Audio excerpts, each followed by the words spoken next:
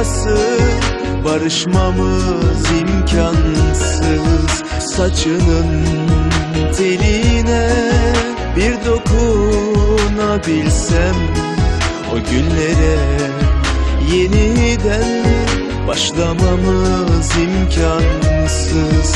Gülüm inan imkansız. 9 mevsim beraberdik, şimdi ayrıldık. Hem oynardık hem gülerdik, şimdi de ne oldu? 9 mevsim beraberdik, birden ayrıldık.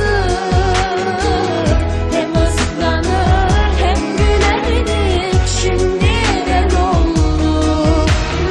Olmuyor, olmuyor, sensiz hiç olmuyor. Denedim, olmuyor. Giderim uzaklara, tek başımayım, geri dönemiyor. Olmuyor, olmuyor, sensiz hiç olmuyor. Denedim, olmuyor. Giderim uzaklara, tek başımayım, geri dönemiyor.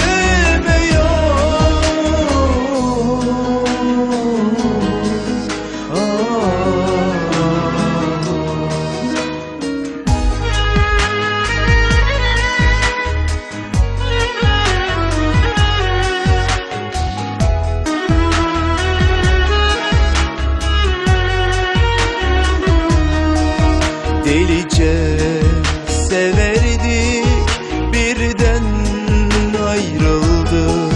Sebebi dil yarası, barışmamız imkansız. Saçının teline bir dokunabilsem, o günlere yeniden başlamamız imkansız.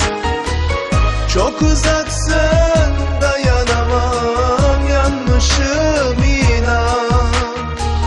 Bir ömür görmesem de seni